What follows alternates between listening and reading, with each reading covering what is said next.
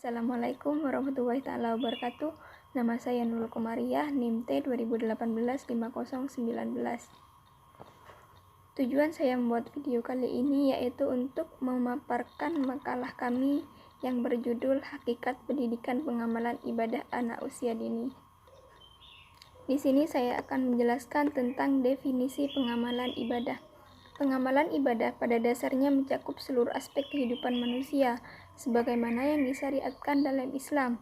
Itulah yang kita amalkan dalam hidup kita sehari-hari, asalkan tidak bertentangan dengan Al-Quran dan Sunnah Allah Subhanahu wa Ta'ala.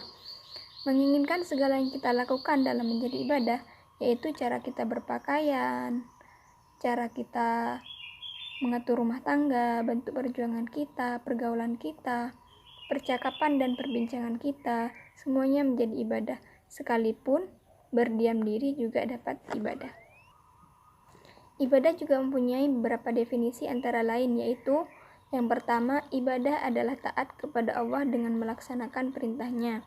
Yang kedua, yaitu ibadah adalah merendahkan diri kepada Allah Azza wa Jalla, yaitu tingkatan tunduk yang paling tinggi disertai dengan rasa mahabbah, kecintaan yang paling tinggi.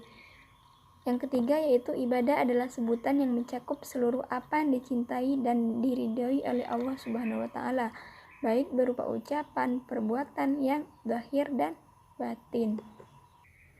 Dengan demikian, dapat disimpulkan bahwa pengamalan ibadah adalah proses dari suatu perilaku dan dalam mengamalkan perbuatan-perbuatan yang sesuai dengan ajaran Islam.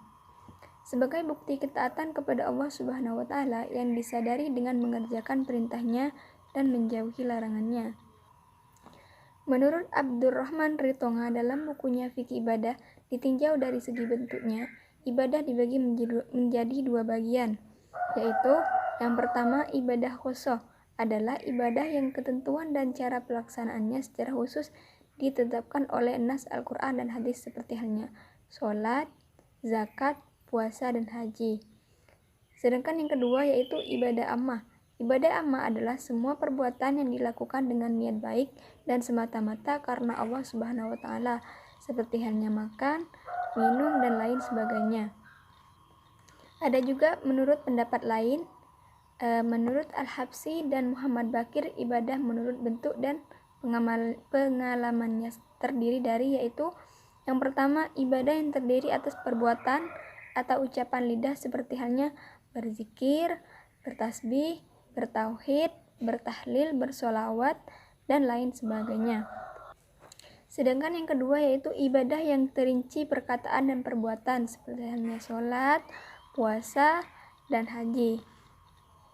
Sedangkan yang ketiga yaitu ibadah yang ditentukan teknik pelaksanaannya seperti menolong orang lain, berjihad, membela diri, mendirikan madrasah atau yayasan, masjid, rumah sakit, dan lain sebagainya. Yang keempat yaitu ibadah yang bentuk pelaksanaannya menahan diri seperti halnya puasa, ihram, dan iktikaf. Sedangkan yang kelima yaitu ibadah yang bentuknya mengugurkan hak seperti membebaskan seorang dari kewajiban membayar hutang, memaafkan kesalahan, dan sebagainya. Ibadah dalam Islam adalah bentuk perbuatan tertentu yang telah digariskan dalam Islam sebagai sarana untuk mendekatkan diri kepada Allah Subhanahu wa Ta'ala. Bentuk peribadatan tersebut telah ditentukan waktunya, pelaksanaannya, dan tata caranya. Yang dimaksud ibadah-ibadah tersebut adalah sholat, zakat, puasa, dan haji sebagaimana muslim pada umumnya. Pemulung juga mempunyai kewajiban yang sama dalam pelaksanaan ibadah tersebut. Tidak ada perbedaan dalam pelaksanaan maupun tata caranya.